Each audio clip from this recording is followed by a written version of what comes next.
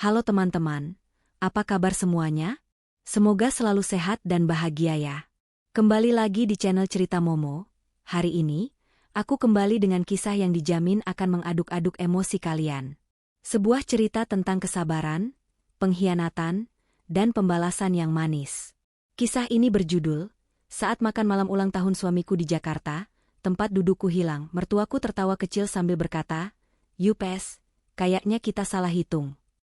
Saat keluarga itu tertawa, aku dengan tenang berkata, "Kayaknya aku memang bukan keluarga," lalu keluar. 15 menit kemudian, mereka tahu aku sudah membatalkan seluruh acara tempat, catering, dan semuanya. Wajah mereka menjadi pucat seperti orang sakit.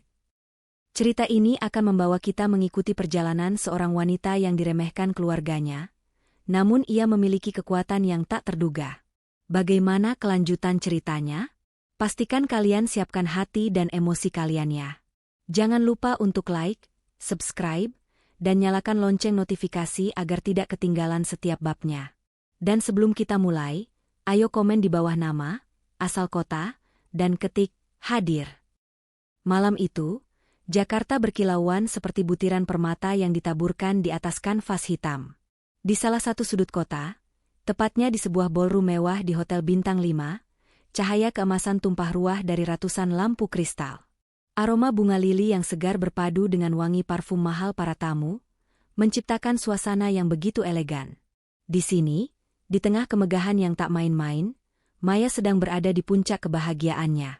Malam ini, ia telah mewujudkan sebuah perayaan ulang tahun ke-35 untuk suaminya, Rian, yang benar-benar tak terlupakan.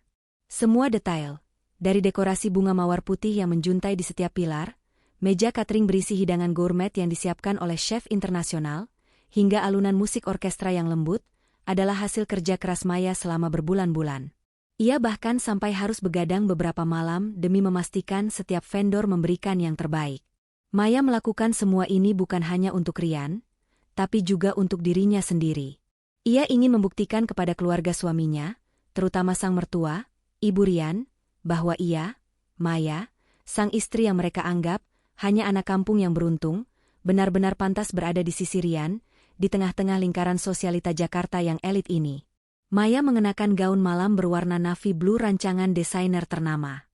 Potongannya sederhana namun elegan, menonjolkan lekuk tubuhnya yang langsing. Rambutnya disanggul rapi, menyisakan beberapa helai rambut ikal di sisi wajahnya. Kalung berlian melingkar di lehernya, hadiah ulang tahun dari Rian tahun lalu. Pemandangan Rian yang berdiri di sampingnya, mengenakan tuxedo hitam yang pas di badannya, membuat Maya tersenyum bangga. Rian memang tampan. Senyumnya ramah, matanya memancarkan karisma yang selalu mampu membuat orang lain terpikat. Ia menyapa setiap tamu dengan hangat, seolah ia adalah raja di pesta itu. Dan memang begitulah adanya. "Sayang, terima kasih banyak," bisik Rian, memegang erat tangan Maya. "Pestanya benar-benar sempurna. Kamu luar biasa." Hati Maya menghangat. Kata-kata itu, meskipun sederhana, sudah cukup membayar semua lelahnya. Ia tersenyum, "Semua untukmu, sayang." Pesta berjalan dengan lancar. Setelah sesi makan malam, Rian naik ke atas panggung. Ia memegang mikrofon dan menatap para tamu yang memenuhi ruangan. "Selamat malam semuanya, saya Rian. Terima kasih sudah datang di hari istimewa saya ini," ucapnya, suaranya terdengar merdu dan berwibawa. Maya berdiri di sudut panggung, menatapnya dengan bangga. Rian melanjutkan pidatonya, mengucapkan terima kasih kepada rekan kerja, klien, dan yang paling penting, kepada keluarganya. Mata Rian menatap langsung ke arah ibunya, Ibu Rian, yang duduk di meja VIP. Ibu Rian tersenyum lebar, merasa bangga. Maya bisa melihat sorot mata Ibu Rian, senyum penuh kemenangan itu. Senyum yang selalu membuat Maya merasa kecil dan tidak berarti. Ketika Rian mengakhiri pidatonya dan turun dari panggung, Maya menghampirinya. "Sayang, aku mau ambil minum dulu ya," kata Maya. "Aku haus sekali." Rian mengangguk. "Jangan lama-lama. Kita harus ke sana," menyapa Tuan Hartono. "Dia orang penting." Maya tersenyum dan berjalan menuju meja VIP tempat keluarga Rian duduk. Ada Ibu Rian, adik perempuan Rian yang bernama Siska, dan beberapa sepupu mereka. Meja itu penuh dengan tawa dan obrolan yang riuh. Maya mencoba mencari tempat kosong di meja itu untuk menaruh tas tangannya sebelum ke area minuman. Ia mengamati kursi yang tersisa, namun alangkah terkejutnya dia ketika ia tidak menemukan satupun kursi kosong di meja keluarga. Awalnya Maya berpikir ia salah lihat. Mungkin ada kursi yang tertutup taplak meja atau tersembunyi. Tapi tidak. Semua kursi sudah terisi penuh. Bahkan kursi untuknya, yang seharusnya berada di samping Rian, sudah terisi oleh Siska. Kening Maya mengerut. "Siska, ini kursiku?" tanya Maya dengan hati-hati. Ia mencoba menjaga suaranya tetap tenang. Siska menoleh, matanya memancarkan kebingungan yang dibuat-buat. "Kursi? Oh, maaf, Kak. Ini kan kursi untukku." "Ibu yang bilang," jawab Siska santai, melirik ke arah Ibu Rian. Maya menatap Ibu Rian, yang baru saja selesai menyesap jus jeruknya. Ibu Rian meletakkan gelasnya dengan anggun dan menatap Maya dengan senyum yang tidak sampai ke mata. Senyum itu terasa seperti belati yang menusuk. "Ada apa, Maya? Kamu kok berdiri saja?" tanya Ibu Rian, nadanya santai, seolah tidak ada masalah sama sekali. Jantung Maya berdebar kencang. Ia mencoba menenangkan dirinya. Bu, kursi saya, di mana ya?" Seketika itu juga, tawa kecil Ibu Rian pecah. Tawa yang renyah namun dingin. Tawa itu menyebar ke sepupu dan keluarga yang lain.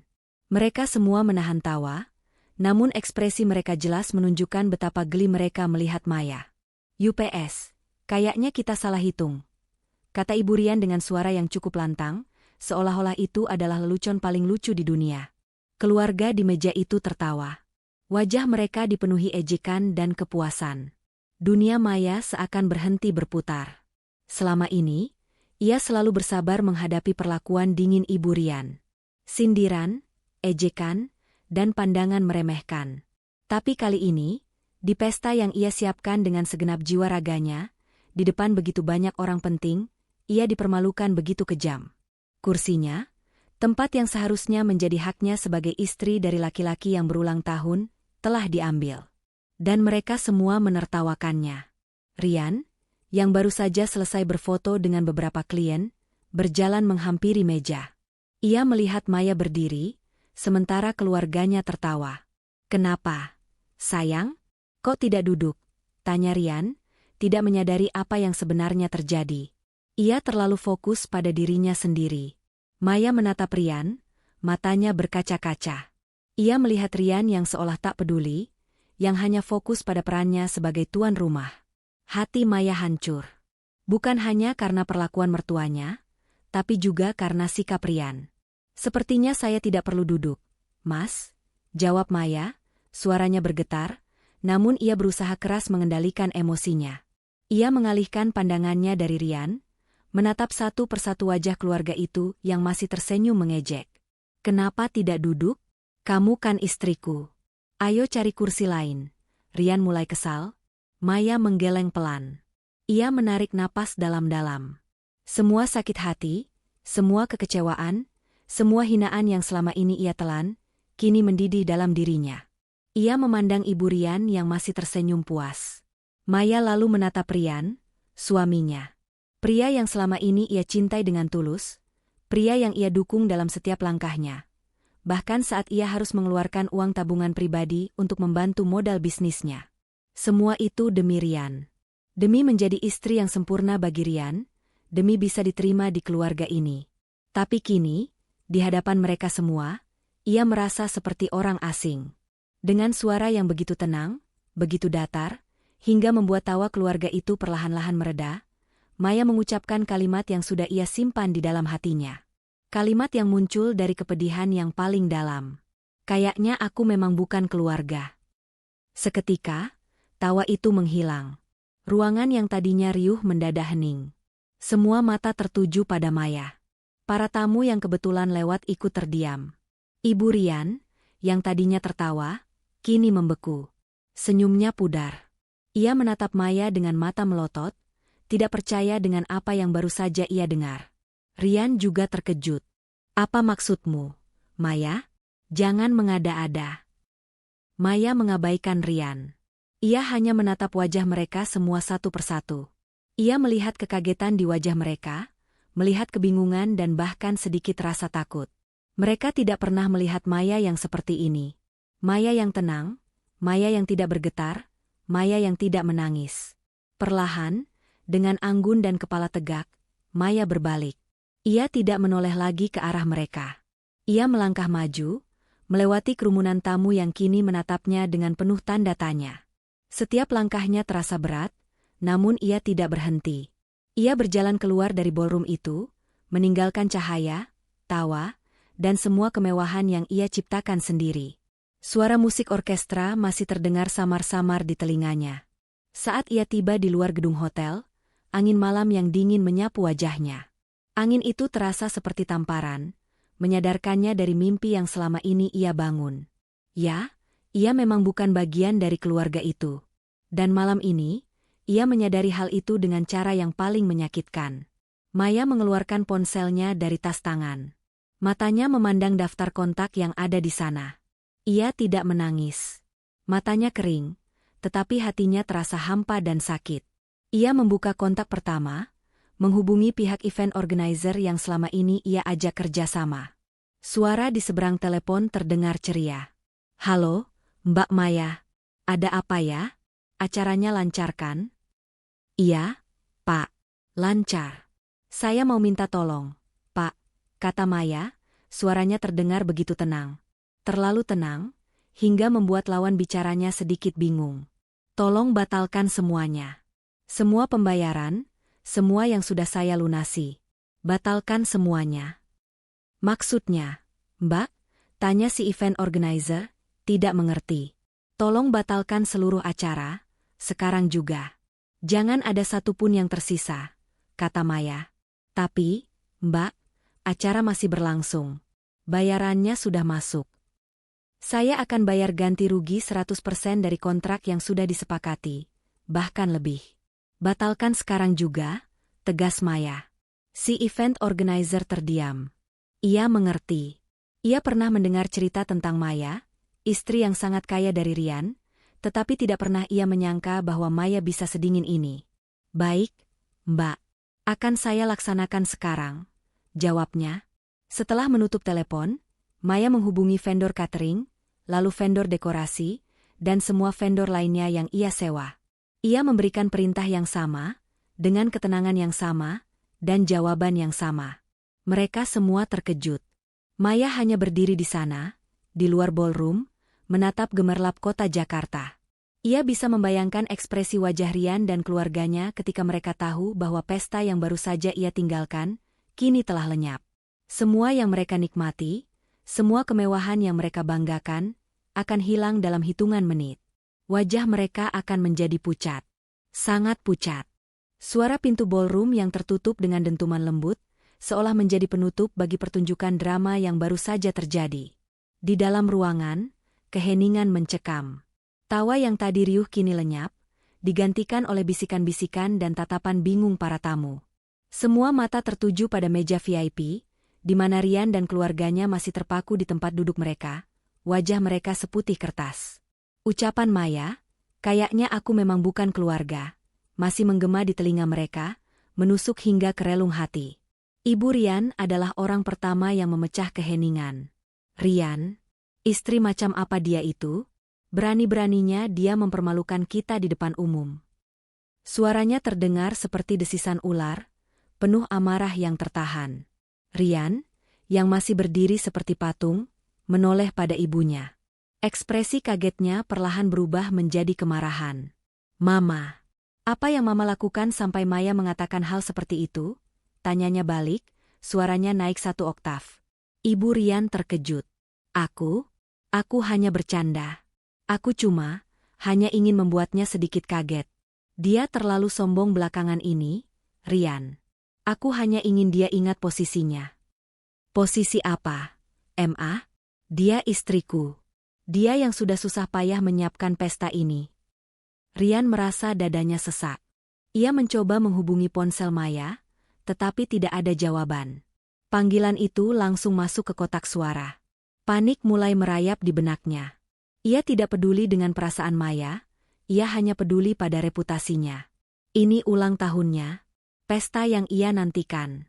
Dan sekarang, di depan semua rekan bisnis dan klien penting, istrinya sendiri pergi dengan sikap dingin dan merusak suasana.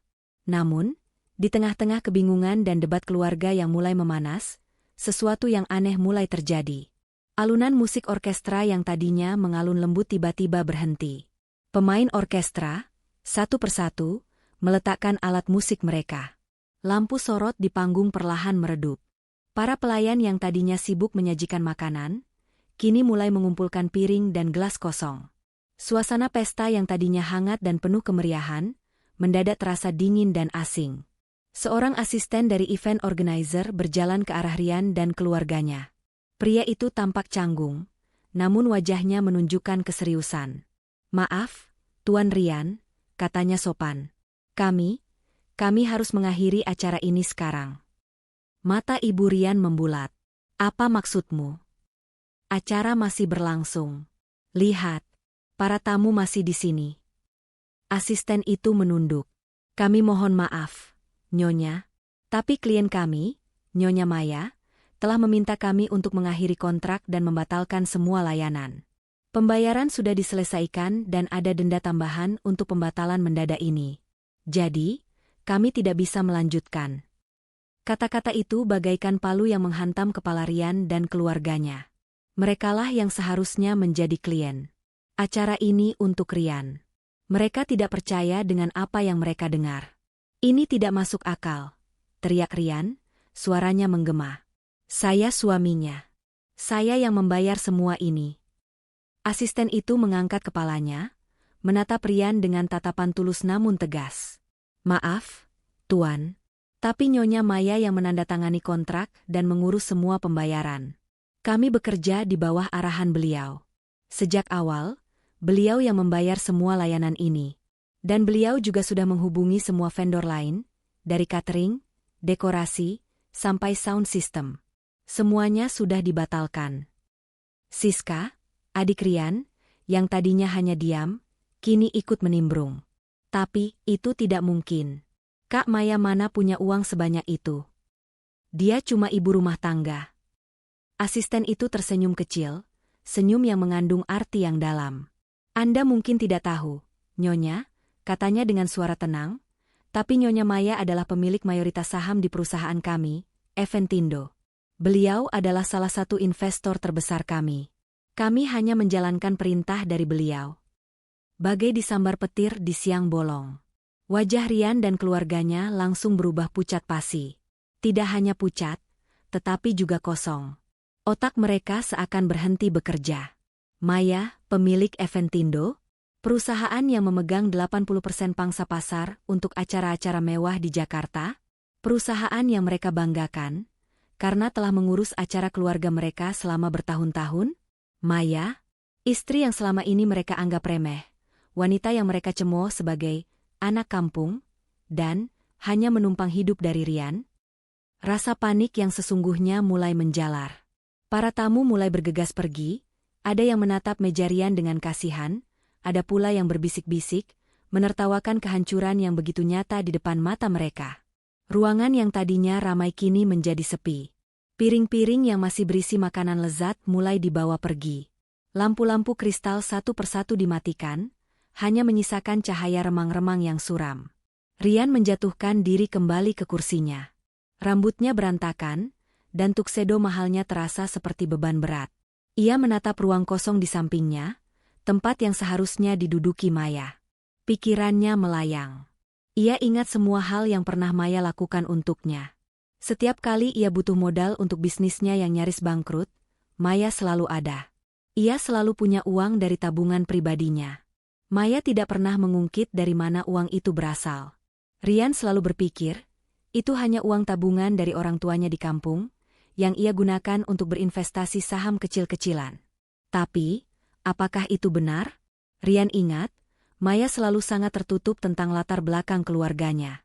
Ia hanya mengatakan keluarganya di kampung, tidak lebih. Rian tidak pernah peduli. Ia terlalu sibuk dengan bisnisnya, dengan ambisinya, dan dengan pergaulan sosialitanya. Ia terlalu sibuk menganggap Maya sebagai pelengkap hidupnya saja, seorang wanita yang bisa ia pamerkan di depan teman-temannya, tapi yang tidak ia anggap setara di depan keluarganya. Ia selalu menganggap dirinya yang paling penting. Ia yang tampan, ia yang berpendidikan tinggi, ia yang pantas mendapatkan semua kemewahan ini. Tapi sekarang, ia mulai curiga. Apakah selama ini ia hanya boneka? Rian menoleh pada ibunya. Ibu Rian juga sama-sama membeku. Matanya kosong. Raut wajahnya dipenuhi rasa malu, marah, dan ketakutan. Ibu Rian tidak peduli dengan uang. Ia peduli dengan harga diri dan nama baik. Dan malam ini, nama baiknya hancur lebur. Tidak ada lagi Ibu Rian yang bangga dengan pesta mewah anaknya. Yang ada hanyalah Ibu Rian yang ditertawakan oleh seluruh relasi sosialnya, yang baru saja tahu bahwa pestanya, bahkan mungkin hidupnya, dibiayai oleh menantunya yang ia anggap tak berarti. "Mama, aku tidak tahu," bisik Rian, suaranya bergetar. Ibu Rian tidak menjawab. Ia hanya menatap kosong ke depan. Pesta yang tadinya merupakan simbol kebanggaan dan kekayaan, kini telah berubah menjadi monumen kehancuran. Meja-meja yang sudah kosong, kursi-kursi yang ditumpuk oleh staf, dan bunga-bunga mawar yang mulai layu di tengah remang-remang lampu. Pemandangan itu adalah metafora yang paling pas untuk keadaan mereka. Maya sudah pergi, meninggalkan mereka dalam kegelapan. Mereka akhirnya ditinggalkan sendirian di tengah ballroom yang sunyi dan kosong. Dinding-dindingnya seolah mengolok-olok mereka. Ruangan itu begitu besar, begitu megah, namun terasa begitu sempit dan menyesakan bagi Rian dan keluarganya. Mereka tidak bisa lagi menipu diri sendiri. Maya adalah pemilik segalanya. Dan kini, ia telah mengambil kembali semuanya. Pesta yang ia siapkan, uang yang ia keluarkan, dan kehormatan yang ia pertaruhkan. Semua itu tidak lagi menjadi milik mereka. Mereka ditinggalkan dengan tangan kosong, dan dengan sebuah kenyataan pahit yang menusuk. Maya, wanita yang mereka sebut miskin, adalah pemilik asli dari segalanya. Pagi itu, Jakarta tidak terasa secerah biasanya bagi Rian dan keluarganya. Matahari pagi menyelinap masuk melalui jendela besar di ruang tamu, menerangi debu-debu yang menari di udara. Rumah mewah itu terasa dingin dan sepi, tidak seperti biasanya. Ibu Rian duduk di sofa tunggalnya, memegang secangkir teh herbal yang sudah mendingin.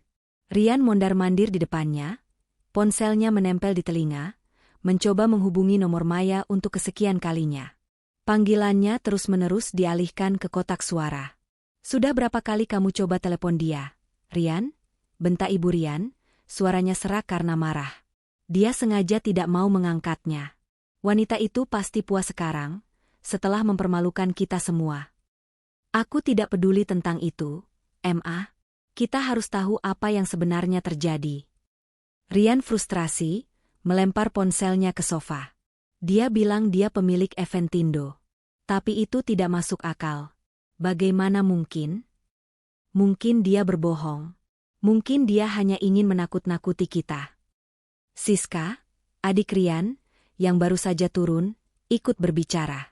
Namun, di dalam hati Rian dan Ibu Rian, ada keraguan yang menakutkan. Asisten event organizer itu tampak begitu yakin. Apalagi, tak lama setelah Maya pergi, para vendor benar-benar menghentikan segalanya. Itu bukan lelucon. Itu adalah perintah yang dikeluarkan oleh seseorang yang memiliki otoritas penuh.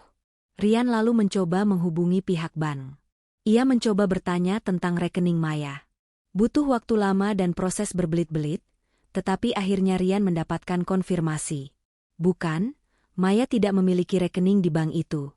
Ia memiliki puluhan rekening di bank-bank swasta terkemuka, baik di dalam maupun luar negeri. Ia adalah salah satu nasabah VIP mereka, dengan portofolio investasi yang nilainya membuat Rian dan keluarganya ternganga.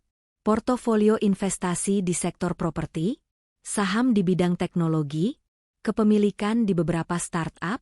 "Rian, apa-apaan ini?" bisik Ibu Rian, matanya terbelalak tak percaya saat Rian menunjukkan laporan yang didapatkannya dari kenalan di bank. Rasa takut mulai menggantikan kemarahan mereka. Bukan hanya Eventindo, tapi juga banyak aset lain yang tak mereka duga. Selama ini, mereka hidup dalam gelembung kepalsuan. Mereka mengira Rian adalah sosok yang berkuasa, tetapi mereka tidak tahu bahwa sesungguhnya, mereka hanyalah bagian dari permainan catur yang dimainkan oleh Maya. Kita harus temui dia sekarang juga, perintah Ibu Rian. Kita tidak bisa membiarkan ini. Tidak mungkin semua aset itu miliknya. Pasti ada yang salah. Mereka melacak keberadaan Maya melalui pengacara pribadi Rian, yang ternyata juga mengenal Maya dengan sangat baik. Maya sedang berada di kantornya. Kantornya? Rian dan keluarganya tidak tahu Maya memiliki kantor. Mereka hanya tahu Maya sering pergi ke pertemuan klien atau proyek baru, tetapi mereka tidak pernah benar-benar peduli. Mereka pikir itu hanya kegiatan sosialita biasa. Mereka pun bergegas menuju alamat yang diberikan.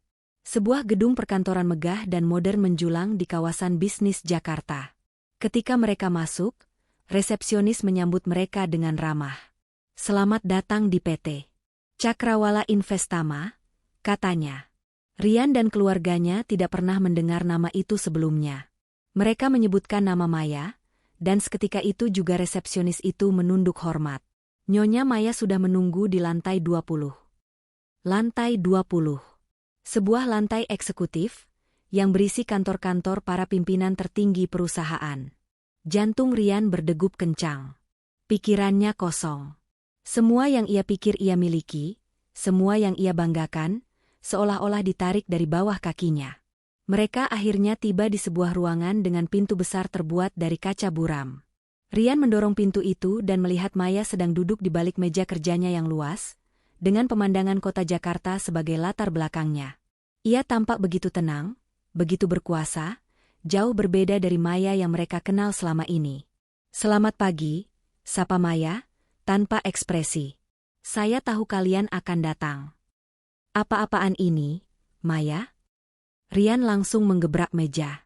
"Apa maksud semua ini? Apa kau yang membayar semua asetku selama ini? Kantor ini milik siapa? Siapa kau sebenarnya?" Maya tidak bergeming. Ia mengambil sebuah map coklat, membuka, dan meletakkannya di atas meja. "Duduklah, Rian. Ada banyak hal yang perlu kalian ketahui." Ibu Rian duduk, tetapi dengan tatapan sinis. "Kami tidak butuh penjelasan. Kami butuh jawaban. Kenapa kau mempermalukan kami seperti ini?" Maya tersenyum tipis, senyum yang tak menjangkau matanya. "Saya hanya membalas. Malam itu, kalian menertawakan saya karena saya tidak punya kursi. Padahal kalian duduk di kursi yang saya bayar." Maya lalu menunjuk map coklat di atas meja. "Silakan baca. Itu adalah laporan keuangan dari perusahaan yang kamu pimpin, Rian.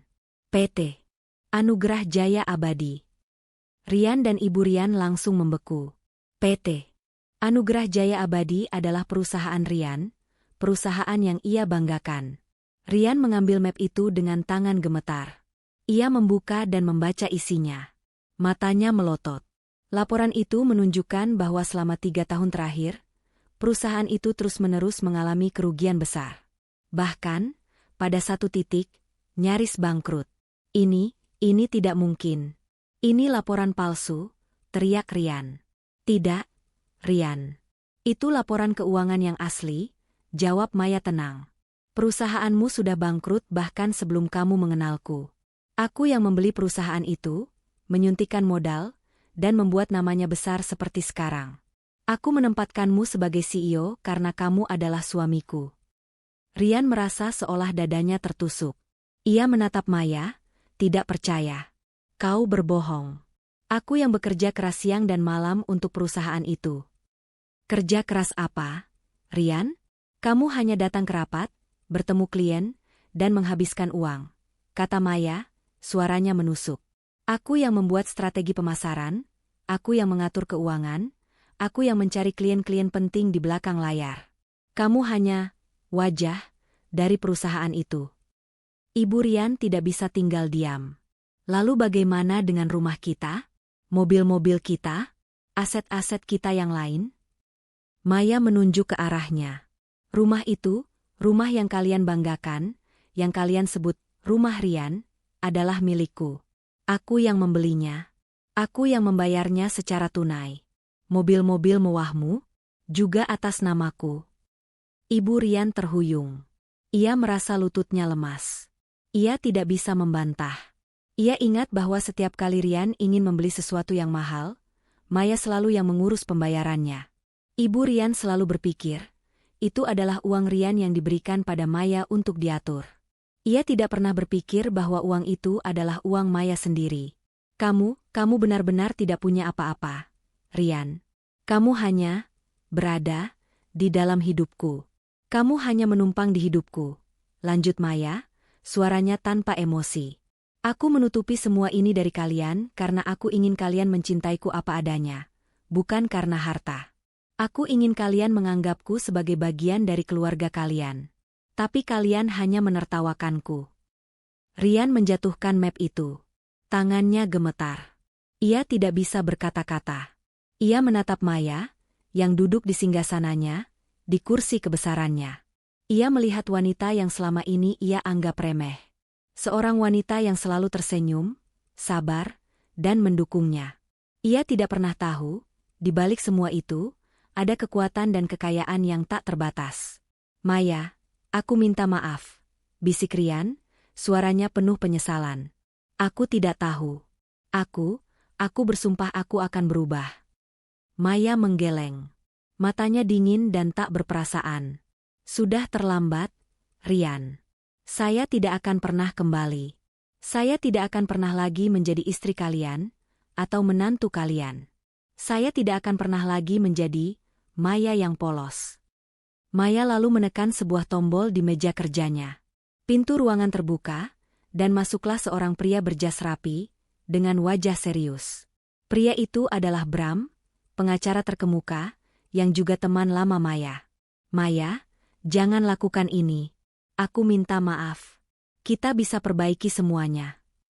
Rian berteriak, panik. Tidak ada yang perlu diperbaiki, kata Maya, sambil berdiri. Bram sudah menyiapkan semuanya. Kita akan bertemu di pengadilan. Rian dan keluarganya memandang Bram dengan tatapan bingung dan ketakutan. Mereka tidak menyadari, kehancuran yang mereka rasakan saat ini, hanyalah awal dari segalanya.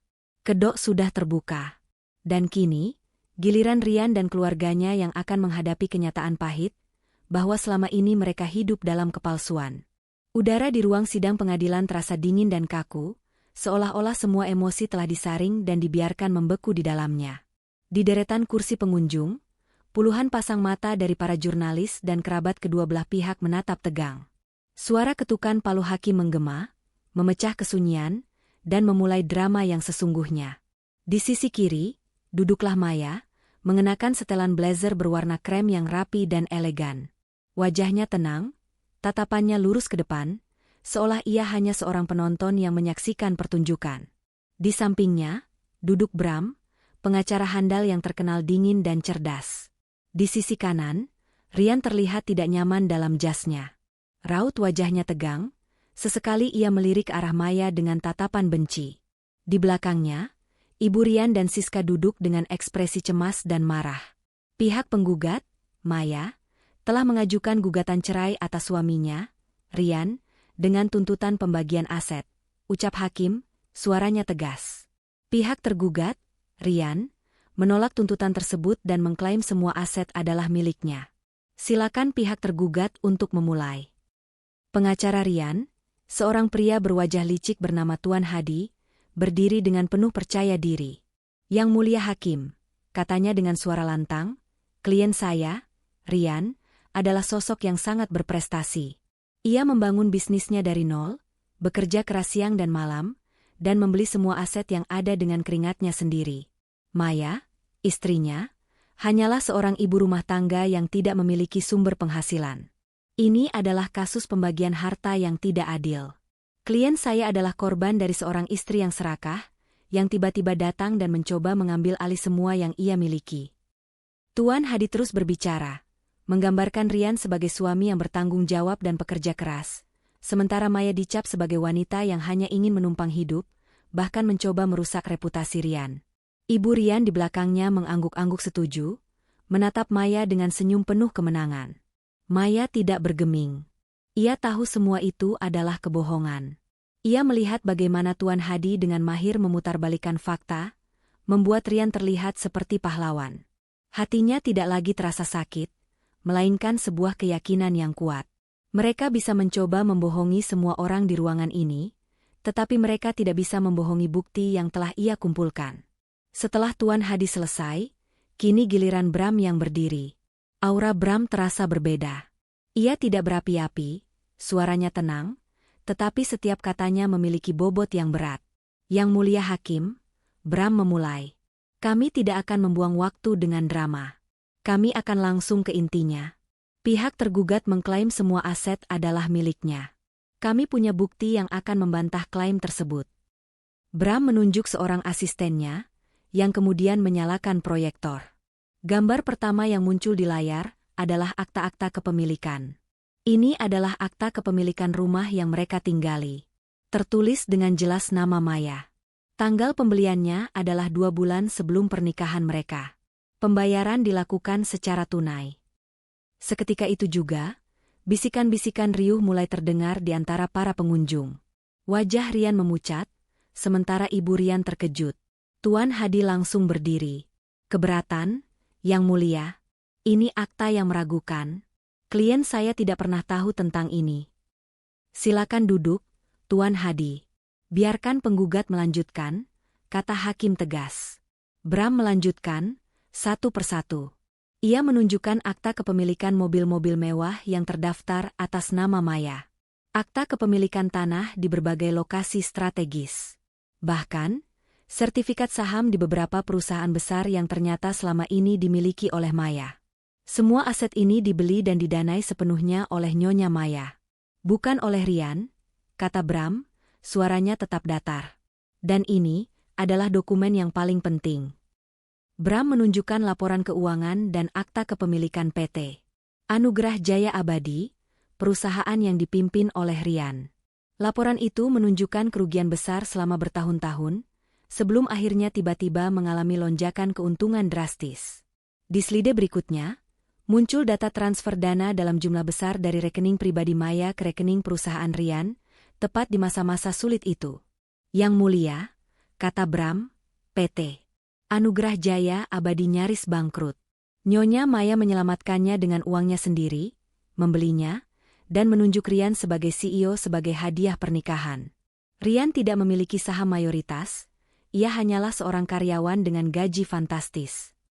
Seluruh ruangan terdiam.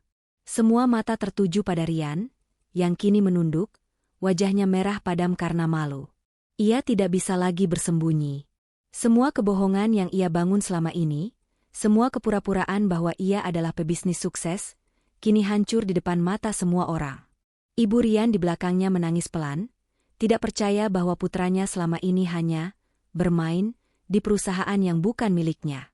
Bram lalu melangkah maju, tangannya memegang beberapa lembar kertas. Sebagai bukti tambahan, kami juga memiliki rekaman video dari pesta ulang tahun Rian semalam. Tuan Hadi protes. Keberatan. Apa hubungannya video ini dengan kasus ini? Video ini menunjukkan secara jelas bagaimana klien saya dipermalukan di depan umum oleh keluarganya sendiri, bahkan oleh suaminya, kata Bram. Perlakuan tidak adil ini, ditambah dengan manipulasi fakta, adalah dasar dari gugatan cerai yang kami ajukan. Hakim mengangguk, dan rekaman video diputar. Di layar besar, terlihat jelas bagaimana Ibu Rian tertawa dan berkata, UPS, kayaknya kita salah hitung. Dan bagaimana Maya, dengan tenang, berbalik dan pergi setelah mengatakan, kayaknya aku memang bukan keluarga. Para tamu yang melihat video itu kini menatap Rian dan keluarganya dengan pandangan jijik. Mereka tidak menyangka bahwa Rian dan keluarganya bisa sekotor itu. Rian mengangkat kepalanya, matanya dipenuhi air mata kemarahan. Ia menatap Maya, seolah-olah ia ingin menembus Maya dengan tatapannya. Ia merasa dikhianati, padahal dialah yang selama ini berbohong dan memanfaatkan Maya. Yang Mulia, kata Bram lagi, suaranya kini lebih keras. Perlu kami sampaikan bahwa Maya dan PT Cakrawala Investama sudah membatalkan semua pembayaran dan semua acara dari klien yang terindikasi memiliki hubungan tidak adil terhadap Maya.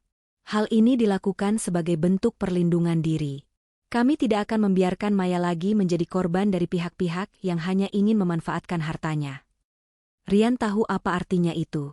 Artinya, Semua klien penting yang ia dekati, semua relasi bisnis yang selama ini ia banggakan, kini akan menjauh. Reputasinya akan hancur lebur. Nama baiknya sebagai pebisnis sukses, kini telah diganti dengan penipu. Sidang akan ditunda selama 1 minggu untuk memberi kesempatan kepada pihak tergugat untuk menyusun pembelaan, putus hakim, dan kemudian mengetuk palu. Tuan Hadi, pengacara Rian, menatap kliennya dengan putus asa. Rian, ini tidak akan mudah. Rian tidak menjawab. Ia hanya menatap Maya yang berjalan keluar dari ruang sidang dengan kepala tegak, diikuti oleh Bram. Maya tidak menoleh sedikit pun. Rian tahu, ia telah membuat kesalahan terbesar dalam hidupnya. Ia menertawakan orang yang seharusnya ia lindungi, dan kini, kehancuran itu kembali menghampirinya, berkali-kali lipat lebih menyakitkan. Pagi setelah sidang pertama, Rian dan keluarganya berada dalam kondisi terpuruk. Atmosfer di rumah yang mereka tinggali terasa sesak dan berat, seolah-olah setiap sudutnya dipenuhi oleh kegagalan dan rasa malu. Rian duduk di sofa, tatapannya kosong. Ia memutar kembali kejadian di ruang sidang, di mana semua kebohongannya terungkap satu persatu. Ia tidak bisa melupakan tatapan mata para jurnalis yang menilainya, atau bisikan-bisikan jijik yang terdengar dari belakangnya. Ibu Rian, yang biasanya berapi-api, kini hanya terdiam. Ia memegang sapu tangan di tangannya, sesekali menyeka air mata yang terus mengalir di pipinya. Ia tidak menangis karena kasihan pada Rian, tetapi karena harga dirinya sebagai seorang sosialita telah hancur. Ia tidak akan pernah bisa menghadiri acara arisan atau pesta lagi. Ia akan menjadi bahan gosip. Tuan Hadi, pengacara mereka, datang mengunjungi, tetapi ia tidak membawa kabar baik. Rian, ini berat, katanya, menggelengkan kepala. Bukti yang mereka miliki sangat kuat. Semua aset, dari rumah hingga perusahaanmu, secara hukum adalah milik Maya. Kita tidak bisa membantah itu. Lalu apa yang harus kita lakukan? Aku tidak akan menyerah begitu saja, teriak Rian, suaranya putus asa.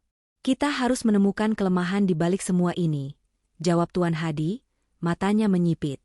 Kita harus mencari tahu dari mana Maya mendapatkan semua kekayaan itu. Dia bilang dia dari kampung, kan? Tidak mungkin seorang wanita biasa dari kampung bisa memiliki perusahaan sekelas Eventindo dan semua aset ini. Pasti ada sesuatu yang disembunyikan. Rian dan Ibu Rian saling pandang. Sebuah ide gila muncul di benak mereka. Mereka harus mencari tahu asal-usul Maya. Jika mereka bisa membuktikan bahwa kekayaannya didapat dari cara yang tidak sah, mungkin mereka masih punya kesempatan. Mereka harus pergi ke kampung halaman Maya. 2 hari kemudian, dengan mobil mewah yang terasa asing bagi mereka, Rian, Ibu Rian, dan Siska melakukan perjalanan panjang menuju kota kecil di Jawa Tengah, tempat asal Maya. Mereka menelusuri jalan-jalan yang tidak beraspal, melewati sawah-sawah hijau yang membentang luas. Pemandangan itu begitu asing bagi mereka. Semakin dalam mereka masuk, semakin hati Ibu Rian terasa gelisah. Ia tidak bisa membayangkan menantunya yang anggun dan berkelas, berasal dari tempat seperti ini. Mereka akhirnya tiba di sebuah desa yang asri. Pemandangannya begitu damai, jauh dari hiruk-pikuk Jakarta. Mereka menanyakan alamat keluarga Maya, dan penduduk desa mengarahkan mereka ke sebuah rumah yang letaknya tidak jauh dari balai desa. Rumah itu terlihat sederhana. Dindingnya terbuat dari kayu yang dicat putih, halamannya dipenuhi tanaman bunga yang tertata rapi. Tidak ada mobil mewah di garasi, tidak ada patung-patung marmer di halaman. Rian dan keluarganya saling berpandangan dengan pandangan meremehkan. Sangkaan mereka benar. Maya memang dari keluarga miskin. Seorang wanita paruh baya dengan senyum ramah keluar dari dalam rumah. Ia adalah ibu kandung Maya. Ada yang bisa saya bantu? Tanyanya lembut. Ibu Rian langsung mengambil alih pembicaraan. Anda ibunya Maya, kan? Kami ini keluarga suami Maya. Kami datang jauh-jauh dari Jakarta karena ada masalah penting yang harus kami bicarakan. Silakan masuk, kata Ibu Maya, suaranya tenang. Mari kita duduk di dalam. Mereka masuk ke ruang tamu yang bersih dan rapi. Di dinding, terpajang foto-foto keluarga. Ada foto Maya saat masih kecil, mengenakan seragam sekolah yang sederhana. Ibu Rian melihat-lihat foto itu dengan tatapan sinis. Di satu sudut ruangan, ada seorang pria tua yang duduk di kursi rotan, membaca koran. Pria itu adalah kakek Maya. Wajahnya terlihat berwibawa, meskipun ia hanya mengenakan sarung dan kaos. Ibu Rian memulai pembicaraan dengan nada condescending. Kami tidak tahu Maya menyembunyikan banyak hal dari kami. Kami tidak tahu bahwa ia adalah wanita yang serakah dan licik. Ia mencoba mengambil semua harta Rian. Perusahaan, rumah, mobil semuanya. Ibu Maya hanya mendengarkan dengan sabar. Ia tidak marah atau membela anaknya. Ia menatap Rian dan keluarganya satu persatu. Apa kalian pikir Maya adalah wanita yang serakah? Tanyanya dengan suara tenang. Apakah kalian pikir dia mengambil semua itu dari Rian? Tentu saja. Maya tidak punya apa-apa. Dia hanya seorang anak kampung. Bentak Rian, tidak bisa menahan emosinya. Mendengar kata-kata itu, kakek Maya yang tadinya hanya diam, kini menutup korannya. Matanya yang tajam menatap langsung ke arah Rian. Anak muda, apa yang membuatmu berpikir bahwa kalian lebih kaya dari kami? Tanyanya, suaranya berat dan penuh wibawa. Apakah kekayaan diukur dari seberapa besar rumah, seberapa mahal mobil, atau seberapa banyak perhiasan yang kalian kenakan? Rian dan Ibu Rian terdiam. Ada sesuatu dalam tatapan mata pria tua itu yang membuat mereka merasa kecil. Kakek Maya melanjutkan, Maya tidak pernah serakah. Sejak kecil, dia sudah diajarkan untuk tidak memamerkan kekayaannya. Perusahaan, mobil, dan semua yang kalian sebut, harta Rian, itu, hanyalah sebagian kecil dari apa yang ia miliki. Dan itu, bukan karena ia membelinya dengan susah payah. Ibu Rian mengerutkan keningnya. Apa maksud Anda? Keluarga kami, kata kakek Maya, adalah pemilik dari banyak perusahaan besar di negara ini. Sebagian besar orang tidak tahu. Kami hidup sederhana karena kami tidak pernah menganggap kekayaan materi sebagai hal yang paling penting. Kami mengajarkan anak-anak kami untuk hidup mandiri dan berjuang dari nol, agar mereka tahu bagaimana rasanya. Rian dan keluarganya terkejut. Mereka menatap kakek Maya dengan tatapan tak percaya. Rian, yang selalu bangga dengan perusahaan startupnya, kini merasa bodoh. Ia merasa sangat bodoh. Semua relasi dan klien yang selama ini ia banggakan, semua itu mungkin saja adalah perusahaan yang dimiliki oleh keluarga Maya. Maya bekerja dari bawah. Dia mendirikan Eventindo, bukan karena ia butuh uang, tetapi karena ia ingin membuktikan dirinya sendiri. Ia menyuntikkan uang ke perusahaan Rian bukan karena kasihan, tetapi karena ia melihat potensi di dalam perusahaan itu, dan ia ingin memberimu kesempatan. Kakek Maya menatap Rian. Tapi kamu malah menertawakannya, merendahkannya, dan bahkan mencoba mengambil kembali apa yang memang sudah menjadi miliknya. Air mata Rian mengalir di pipinya. Ia merasa malu, sangat malu. Selama ini, ia menganggap dirinya sebagai pria terpenting di dalam hubungan itu, pria yang memberikan segalanya untuk Maya. Padahal, ia hanyalah menantu yang numpang hidup, yang tidak tahu apa-apa. Yang kalian sebut harta, Rian, adalah wasiat dari neneknya Maya. Lanjut Ibu Maya. Suaranya kini bergetar. Kakek Maya adalah salah satu pendiri dari perusahaan keluarga kami. Semua kekayaan itu diturunkan kepada Maya, bukan dalam bentuk uang tunai, tetapi dalam bentuk aset dan saham perusahaan. Kami tidak pernah mengumumkannya secara resmi, karena kami tidak ingin anak-anak kami menjadi serakah dan malas. Rian dan keluarganya terdiam. Mereka tidak bisa berkata-kata. Tuan Hadi, pengacara mereka, yang ikut menemani, juga terdiam. Rencana mereka untuk menemukan kelemahan Maya kini hancur lebur. Mereka tidak menemukan kelemahan. Mereka menemukan kebenaran yang jauh lebih memalukan dari apapun yang pernah mereka bayangkan. Mereka kembali ke Jakarta dengan hati yang hancur. Bukan karena mereka tidak mendapatkan apa-apa, tetapi karena mereka menyadari betapa bodohnya mereka. Mereka menertawakan orang yang seharusnya mereka hormati. Mereka mencoba mencuri dari orang yang bisa membeli mereka berkali-kali lipat. Dan kini, mereka harus menghadapi konsekuensi dari perbuatan mereka. Perjalanan kembali dari kota kecil di Jawa Tengah terasa jauh lebih panjang dan menyesakan daripada saat mereka berangkat. Mobil mewah yang mereka tumpangi seolah-olah berubah menjadi peti mati yang bergerak, dipenuhi oleh keheningan yang mematikan. Rian, Ibu Rian, dan Siska tidak lagi saling menyalahkan. Semua amarah dan kesombongan mereka telah luruh, digantikan oleh kekosongan yang memilukan. Realitas yang mereka temukan di kampung Maya terasa seperti pukulan telak yang membuat mereka tidak bisa lagi berdiri tegak. Selama ini, mereka mencoba mencari kelemahan dari seorang wanita yang bisa membeli dan menjual seluruh dunia mereka. Betapa bodohnya mereka. Sesampainya di rumah, mereka menemukan Tuan Hadi, pengacara mereka, sudah menunggu. Wajahnya keras dan tatapannya penuh kekecewaan. "Bagaimana?" tanyanya tanpa basa-basi. Ibu Rian menunduk. Kami salah, Tuan Hadi. Maya bukan dari keluarga miskin. Mereka sangat kaya. Mereka adalah pemilik dari banyak perusahaan di Jakarta." Tuan Hadi menutup matanya, menghela napas panjang. "Kenapa kalian tidak jujur dari awal?" bentaknya. "Jika saya tahu Maya adalah pemilik PT Cakrawala Investama dan PT Anugerah Jaya Abadi, saya tidak akan pernah mengambil kasus ini. Sekarang kita tidak punya amunisi apapun." Rian merasa seolah-olah ia dihantam. Ia menyadari betapa buruknya keadaan mereka. Semua kartu sudah di tangan Maya. Mereka tidak punya kesempatan. Pukul 10 pagi, hari di mana sidang kedua dijadwalkan. Rian dan keluarganya datang ke pengadilan. Atmosfernya berbeda dari sidang pertama. Tidak ada lagi sorotan kamera wartawan yang memburu. Hanya ada beberapa jurnalis yang datang. Mereka semua sudah tahu bahwa kasus ini sudah bisa ditebak hasilnya. Rian duduk di kursinya, tatapannya kosong. Ia tidak lagi peduli. Kebanggaan, kebohongan, dan kesombongan yang dulu membalutnya, kini sudah hilang. Ia hanya merasa lelah.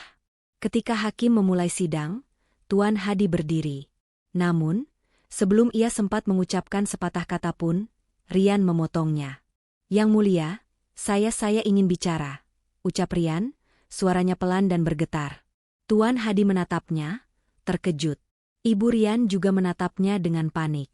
"Rian, apa yang kau lakukan?" bisiknya. Namun, Rian tidak peduli. Ia hanya ingin semua ini berakhir.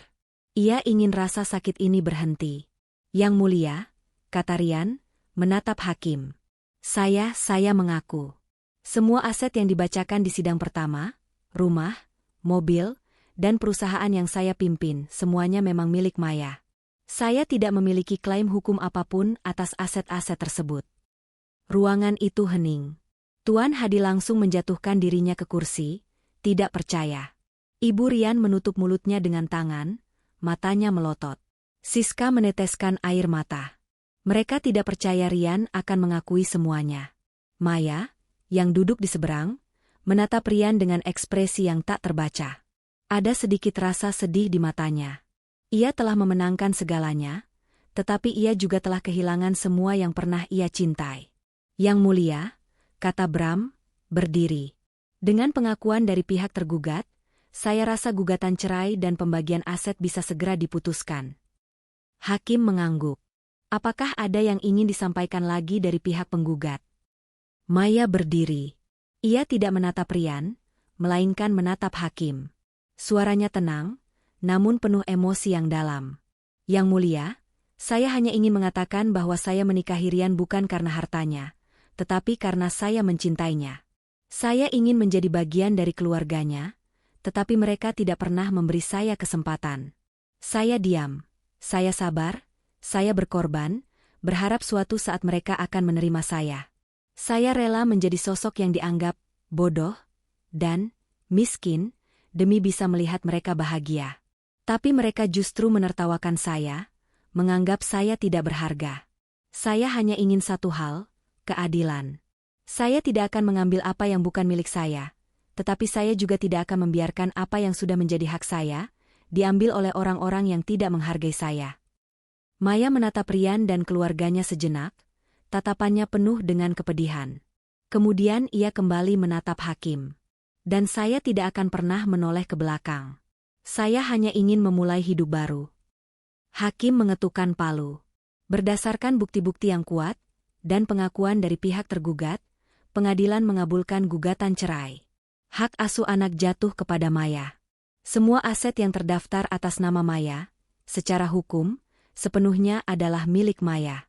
Keputusan ini final dan tidak dapat diganggu-gugat. Rian merasa dunia di sekelilingnya runtuh. Ia resmi bercerai. Ia kehilangan segalanya. Sore itu juga, Maya mengirimkan kurir ke rumah mereka dengan sebuah amplop. Di dalamnya ada surat dari pengacara Maya yang menyatakan bahwa mereka harus mengosongkan rumah dalam waktu 24 jam. Perusahaan Rian, yang kini diketahui oleh publik telah bangkrut dan hanya dijalankan dengan uang Maya, otomatis akan dibubarkan. Rian tidak lagi memiliki pekerjaan. Keputusasaan melanda. Ibu Rian menangis histeris. Ia tidak bisa menerima kenyataan bahwa ia akan kehilangan semua yang ia miliki. Rian, kau dengarkan? Ini semua salahmu. Aku benci kau. Aku benci wanita itu, teriaknya, memukuli dada Rian. Rian tidak bergeming. Ia hanya duduk di lantai ruang tamu, menatap foto-foto pernikahan mereka yang kini terasa sangat ironis. Ia melihat foto Maya yang tersenyum bahagia, dan ia menyadari betapa bodohnya ia. Ia telah mengkhianati orang yang paling mencintainya, orang yang telah memberikan segalanya untuknya. Dan kini, ia akan kehilangan semua itu. Malam harinya, Rian dan keluarganya terpaksa mengemasi barang-barang mereka. Mereka tidak bisa membawa banyak. Hanya beberapa tas berisi pakaian dan dokumen. Rian memandang rumah itu untuk terakhir kalinya. Rumah yang begitu besar, begitu indah. Namun kini, rumah itu terasa dingin dan asing. Seperti hidupnya sendiri, yang kini terasa hampa. Mereka keluar dari rumah dengan tangan kosong, kecuali sebuah mobil tua milik Siska yang tidak berharga. Mereka meninggalkan mobil mewah, perhiasan, dan semua barang-barang berharga yang selama ini mereka banggakan. Rian memandang kaca spion, melihat rumah itu perlahan-lahan menjauh. Ia tahu, babak baru dalam hidupnya telah dimulai. Sebuah babak yang penuh dengan penderitaan dan penyesalan yang tak akan pernah berakhir. 6 bulan telah berlalu sejak keputusan hakim diketuk, mengakhiri pernikahan Maya dan Rian. Bagi Maya, 6 bulan itu terasa seperti napas panjang setelah menahan napas selama bertahun-tahun.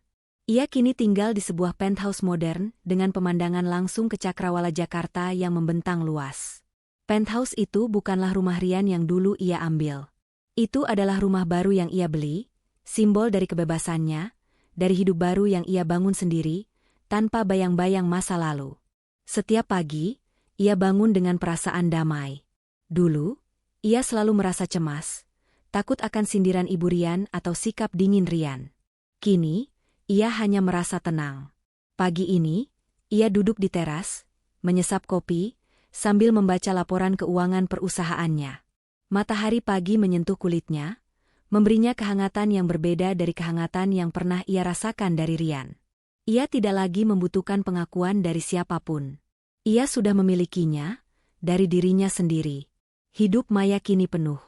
Ia tidak lagi hanya seorang ibu rumah tangga. Ia adalah CEO dari PT Cakrawala Investama, perusahaan yang menjadi payung bagi banyak bisnis suksesnya.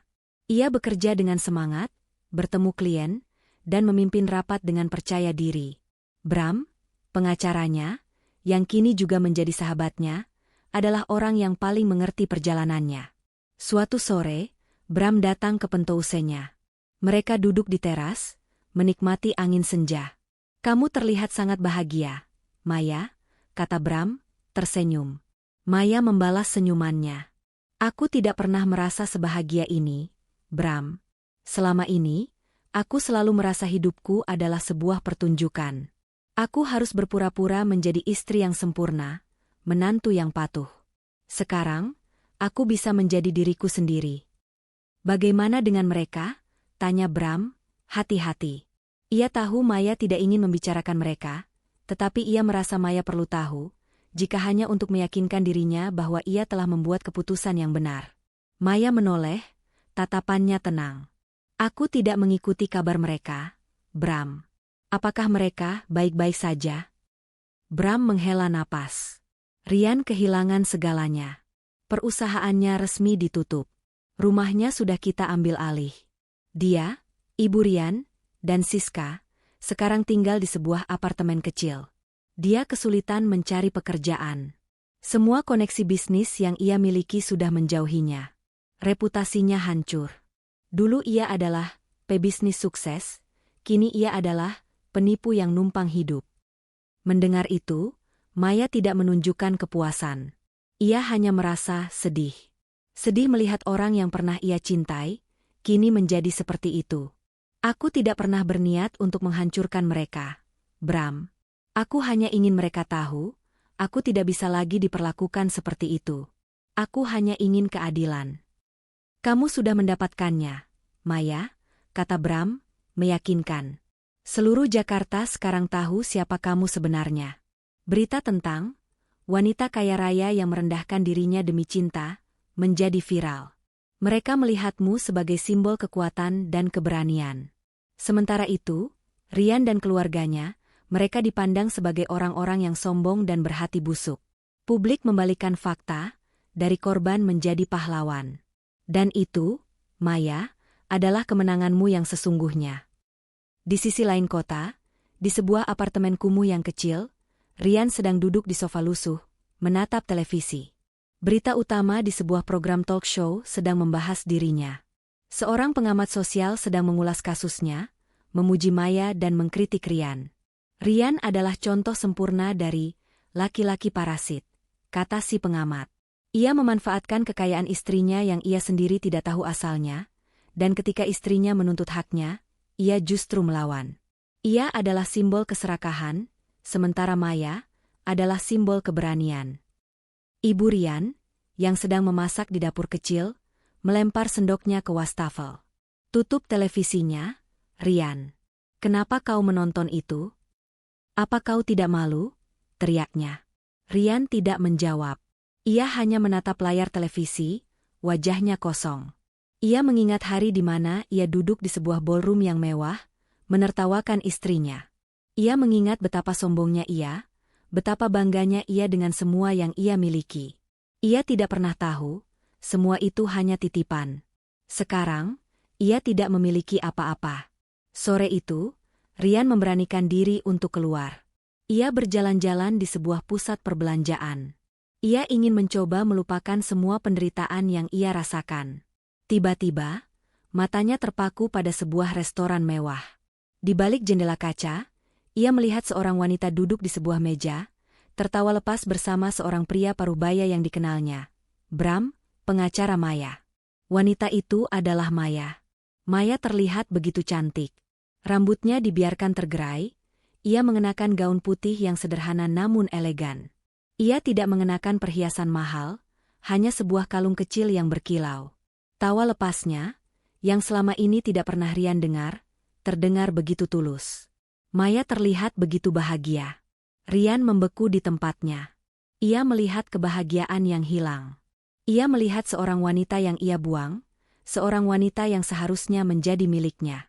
Maya kini berada di puncak kesuksesannya, hidup dalam kedamaian dan kebahagiaan, sementara ia berada di dasar kehancuran. Air mata Rian mengalir di pipinya.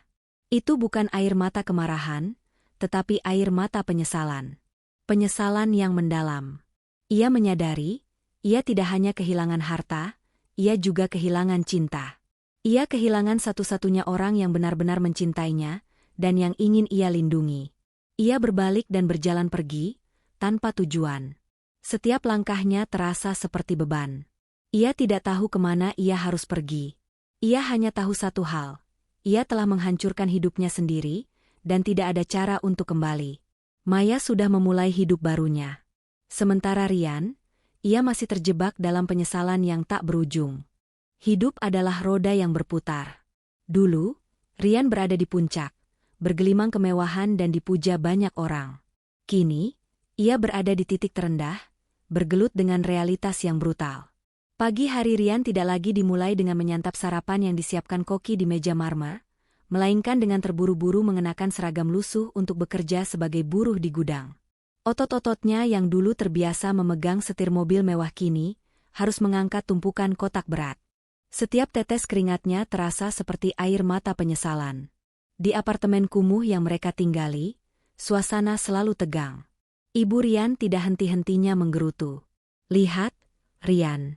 Gara-gara kau, kita harus tinggal di tempat kotor seperti ini. Aku tidak bisa lagi bertemu dengan teman-temanku. Mereka semua menertawakanku. Hentikan, Ma. Ini semua bukan salahku sendiri. Ini salah kita semua. Balas Rian, suaranya lelah. Salah apa? Bentak Ibu Rian. Aku hanya ingin yang terbaik untukmu. Aku ingin kamu memiliki istri yang setara denganmu. Bukan wanita licik seperti dia. Rian memejamkan mata. Ia sudah lelah dengan semua perdebatan ini. Mereka tidak akan pernah mengakui kesalahan mereka. Ia tahu, satu-satunya alasan mereka berada di sini adalah karena keangkuhan mereka. Mereka menertawakan orang yang seharusnya mereka hargai. Suatu sore, saat Rian sedang menunggu bus di halte, sebuah mobil mewah berhenti di sampingnya. Jendelanya terbuka dan seorang pria yang dulu merupakan rekan bisnisnya, tersenyum sinis. "Hei, Rian. Sudah lama tidak bertemu. Bagaimana kabarmu? Aku dengar sekarang kamu jadi buruh. Ya? Dulu kamu sombong sekali. Hebat, ya, rasanya jadi orang miskin." Rian hanya bisa menunduk, menahan amarah dan malu yang mendidih di dalam dirinya. Pria itu tertawa puas, lalu menginjak pedal gas, meninggalkan Rian dalam kepedihan. Malam itu, setelah pulang kerja, Rian melihat Ibu Rian sedang duduk di sofa, memegang ponselnya. Senyum tipis terukir di bibirnya. "Rian, aku punya ide," katanya. "Kenapa kau tidak mencoba menemui Maya? Mintalah maaf padanya. Katakan kau menyesal. Aku yakin, ia tidak akan tega melihatmu seperti ini. Ia itu wanita yang baik. Mungkin ia akan memaafkanmu, dan kita bisa kembali hidup seperti dulu." Jantung Rian berdegup kencang. Sebuah harapan palsu, yang begitu manis, muncul di benaknya. Benar juga. Maya adalah wanita yang lembut hati. Ia pasti tidak akan tega melihatnya menderita. Ia bisa meminta maaf. Ia bisa berjanji untuk berubah. Ia bisa meyakinkan Maya untuk kembali bersamanya. "Bagaimana kau bisa begitu yakin, Ma?" tanya Rian. "Tentu saja. Perempuan mana yang tidak luluh jika laki-laki yang dicintainya datang dan memohon? Ingat, dulu dia sangat mencintaimu, Rian. Pergilah dan temui dia. Ini adalah satu-satunya kesempatan kita untuk kembali ke kehidupan yang layak." Rian setuju.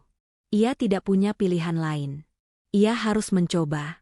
Ia menghubungi Bram, pengacara Maya, memohon-mohon agar Bram membantunya bertemu Maya. Awalnya Bram menolak, tetapi setelah Rian terus-menerus memohon, akhirnya Bram setuju. Bram memberi Rian alamat kantor pusat PT Cakrawala Investama dan jadwal rapat Maya.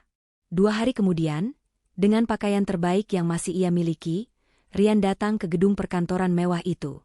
Jantungnya berdebar kencang. Ia merasa gugup, tetapi juga optimis. Ia naik ke lantai 20, tempat kantor Maya berada. Resepsionis menyambutnya dengan tatapan merendahkan, seolah tahu siapa Rian sebenarnya. Ia duduk di ruang tunggu, menanti Maya.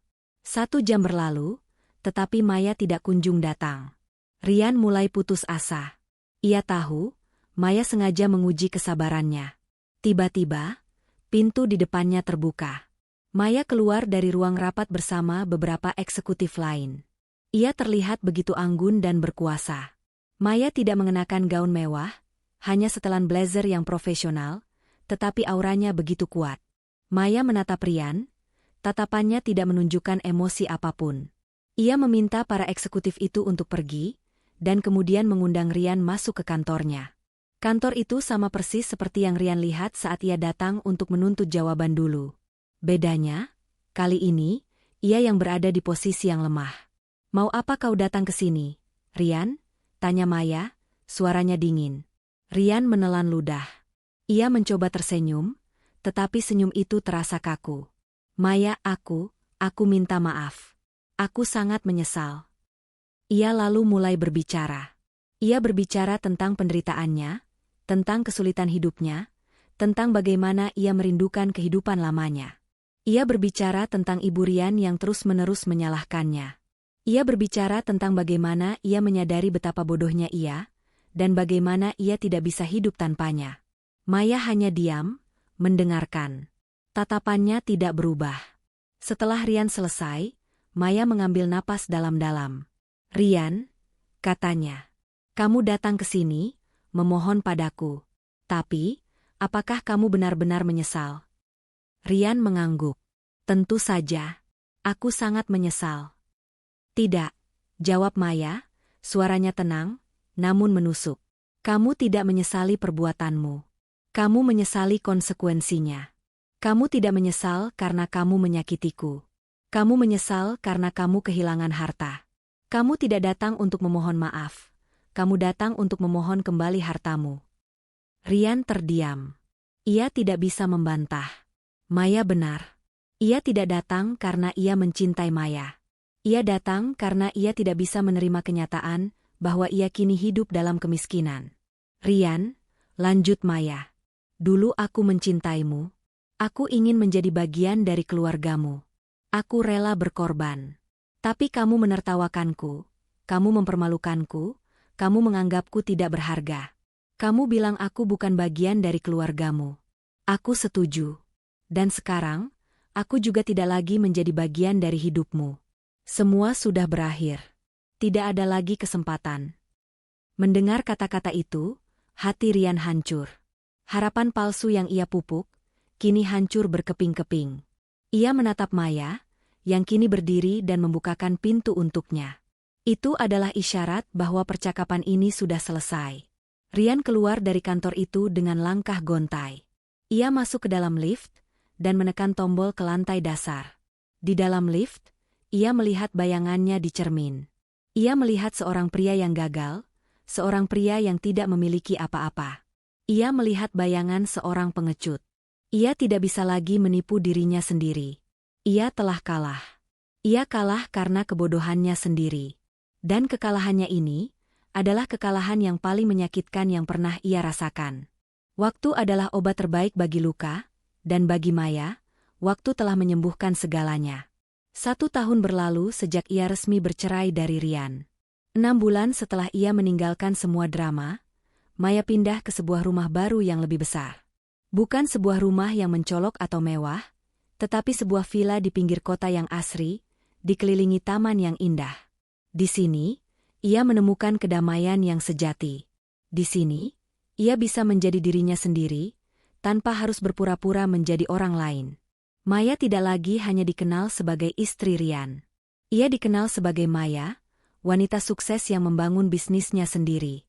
Namanya sering muncul di majalah-majalah bisnis dan berita-berita. PT Cakrawala Investama kini menjadi salah satu perusahaan investasi paling berpengaruh di Indonesia. Maya tidak lagi hanya berfokus pada bisnis Rian yang ia ambil alih. Ia mengembangkan portofolio perusahaannya, mengakuisisi beberapa perusahaan teknologi, dan bahkan memulai yayasan sosial untuk membantu para wanita yang mengalami kekerasan dalam rumah tangga. Suatu sore, ia sedang mengadakan rapat dengan dewan direksi. Maya, yang dulu selalu merasa ragu-ragu, kini memimpin rapat dengan percaya diri dan wibawa. Kata-katanya tajam, strateginya brilian, dan ia dihormati oleh semua orang yang bekerja dengannya. Setelah rapat selesai, ia berjalan ke ruang kerjanya. Bram, yang kini menjadi tangan kanannya di perusahaan, mengikutinya. "Kamu luar biasa, Maya," kata Bram, tersenyum bangga. "Semua orang di sini mengagumimu. Mereka tidak tahu bahwa di balik kesuksesanmu, ada cerita yang menyakitkan." "Itu adalah masa lalu, Bram," jawab Maya, matanya menerawang. "Aku sudah memaafkan semuanya. Aku hanya ingin fokus pada masa depan." Maya melihat keluar jendela. Ia melihat tamannya yang indah. Bunga-bunga mawar yang ia tanam sendiri, kini mekar dengan indahnya. Bunga yang dulunya layu, kini telah kembali mekar. Seperti dirinya. Ia tidak lagi peduli dengan apa yang terjadi pada Rian dan keluarganya. Ia hanya ingin melanjutkan hidupnya. Di sisi lain kota, kehidupan Rian, Ibu Rian, dan Siska telah mencapai titik terendah. Mereka telah diusir dari apartemen yang mereka sewa. Mereka tidak memiliki apa-apa lagi. Uang mereka habis. Mereka kini tinggal di sebuah kamar sewaan kecil yang kotor dan pengap. Ibu Rian menderita tekanan darah tinggi dan stres berat. Wajahnya yang dulu sombong dan penuh tawa kini pucat dan dipenuhi rasa takut. Siska juga kehilangan pekerjaannya. Tidak ada yang mau mempekerjakan mereka, karena nama mereka sudah tercemar. Rian, yang tidak memiliki keahlian apa-apa, terpaksa bekerja apa saja. Kadang ia menjadi tukang cuci piring di restoran, kadang ia menjadi tukang angkut barang. Pekerjaan yang dulu ia pandang rendah, kini menjadi satu-satunya cara untuk bertahan hidup. Rian tidak lagi memiliki kebanggaan. Ia hanya memiliki rasa malu yang mendalam. Suatu malam, Rian sedang berjalan pulang dari tempatnya bekerja. Ia melintasi jalan raya yang ramai, dan tiba-tiba, sebuah mobil mewah melintas di depannya dan berhenti. Itu adalah mobil sport yang sangat mahal.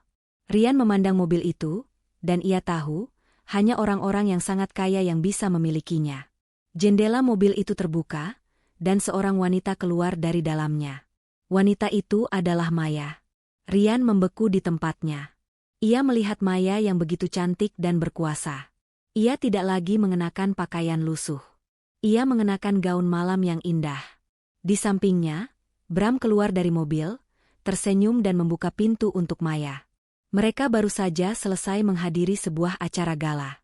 Rian, yang kini mengenakan pakaian kotor dan compang-camping, berdiri di pinggir jalan, memandang Maya. Maya tidak melihatnya. Ia sibuk tertawa dan berbicara dengan Bram. Tawa yang sama, yang Rian lihat dari kejauhan di restoran setahun yang lalu. Tawa yang begitu tulus. Rian merasa seolah-olah hatinya tertusuk. Ia melihat Maya, wanita yang dulu ia sepelekan, kini hidup dalam kemewahan yang dulu ia miliki. Ia melihat wanita yang dulu ia rendahkan, kini dihormati dan dipuja banyak orang. Ia melihat wanita yang dulu ia panggil anak kampung, kini menjadi sosok yang tidak bisa ia raih lagi. Tiba-tiba, mata Maya dan Rian bertemu. Senyum Maya memudar. Ia menatap Rian, tatapannya tidak menunjukkan kebencian, tetapi sebuah pemahaman. Ia melihat Rian yang tidak lagi tampan. Ia melihat seorang pria yang dihancurkan oleh kesombongannya sendiri.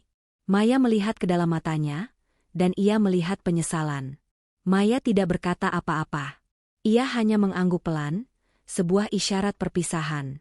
Ia lalu masuk ke dalam mobilnya dan pergi. Rian hanya bisa berdiri di sana, menatap mobil Maya yang menjauh. Ia merasa begitu kecil, begitu tidak berarti. Ia menyadari, ia tidak hanya kehilangan harta, ia juga kehilangan dirinya sendiri. Ia telah menukar cinta yang tulus dengan kekayaan yang palsu, dan kini, ia tidak memiliki keduanya. Waktu terus berjalan, dan dunia berputar pada porosnya. Tahun-tahun berganti, tetapi bagi Rian, waktu seolah berhenti di satu titik. Saat ia melihat Maya tertawa bahagia di balik kaca restoran. Pemandangan itu, yang terus menghantuinya, adalah bayangan dari kebahagiaan yang ia buang. Rian tidak lagi tinggal di kamar sewaan. Ia dan ibu Rian kini hidup di sebuah rumah peta kecil yang lembab. Ibu Rian, yang tubuhnya semakin kurus dan renta, menderita tekanan darah tinggi yang parah. Sementara Siska, adiknya, sudah lama pergi. Siska tidak ingin lagi hidup menderita. Ia memilih untuk meninggalkan ibu dan kakaknya, memulai hidup baru di kota lain. Setiap pagi, Rian pergi bekerja sebagai kuli panggul di pasar. Tubuhnya kini kurus kering. Wajahnya yang dulu tampan kini kusam dan dipenuhi keriput. Ia tidak lagi memiliki kebanggaan. Ia hanya memiliki penyesalan yang mendalam. Penyesalan yang menusuk setiap inci hatinya. Ia menyesali setiap kata-kata kasar yang ia ucapkan, setiap perlakuan buruk yang ia berikan, setiap tawa yang ia lemparkan kepada wanita yang paling mencintainya. Suatu malam, Ibu Rian pingsan di kamar. Wajahnya pucat, dan napasnya tersengal-sengal. Rian panik. Ia segera memanggul ibunya di punggung, membawanya ke rumah sakit terdekat. Di rumah sakit, ia harus menunggu berjam-jam di UGD. Ia tidak punya uang untuk membayar perawat dan dokter. Seorang dokter muda datang menghampirinya. "Anda tidak bisa membiarkan ibu Anda seperti ini," katanya dengan nada prihatin. "Dia butuh perawatan intensif. Apakah Anda tidak punya keluarga lain yang bisa membantu?" Rian menunduk. Ia merasa malu, sangat malu. "Tidak, dokter. Saya tidak punya siapa-siapa," jawabnya. Tiba-tiba, televisi yang ada di sudut ruangan menyiarkan berita. Rian dan sang dokter menoleh. Berita itu menampilkan sebuah acara amal besar yang diadakan di Jakarta. Berita itu menampilkan sosok wanita yang begitu familiar bagi Rian, Maya. Malam ini, PT Cakrawala Investama yang dipimpin oleh Maya meluncurkan sebuah yayasan baru, kata si pembawa berita. Yayasan ini bertujuan untuk membantu para wanita dan anak-anak yang terjerat masalah kekerasan dalam rumah tangga dan kemiskinan. Maya berharap yayasan ini bisa memberikan harapan bagi mereka yang membutuhkan. Layar televisi menampilkan Maya yang berdiri di panggung. Ia tidak mengenakan pakaian mewah. Ia mengenakan gaun putih yang sederhana, tetapi wajahnya memancarkan aura ketenangan dan kebahagiaan yang begitu tulus. Ia berbicara dengan suara lembut, tetapi kata-katanya penuh kekuatan. Saya tahu bagaimana rasanya diremehkan, kata Maya. Saya tahu bagaimana rasanya menjadi tidak berharga. Saya mendirikan yayasan ini agar tidak ada lagi wanita yang harus mengalami apa yang saya alami. Harta bukanlah segalanya. Cinta dan kebaikan adalah harta yang sesungguhnya. Melihat itu, jantung Rian berdegup kencang. Ia tidak merasakan kemarahan, tetapi sebuah penyesalan yang begitu besar. Ia menyadari, ia tidak hanya kehilangan harta. Ia kehilangan cinta, kebaikan, dan kebahagiaan. Maya, yang dulu ia sebut anak kampung, kini menjadi seorang malaikat bagi banyak orang. Ia, yang dulu ia anggap sultan, kini menjadi seorang pengemis. Ibu Rian, yang masih terbaring lemah, membuka matanya. Ia menoleh ke arah Rian. Rian, bisiknya. Aku melihat Maya. Rian mengangguk. Air mata mengalir di pipinya. Lihat, Ma. Lihat apa yang sudah kita lakukan. Kita menertawakan orang yang seharusnya kita cintai. Kita mempermalukan orang yang seharusnya kita lindungi. Kita sudah menghancurkan hidup kita sendiri.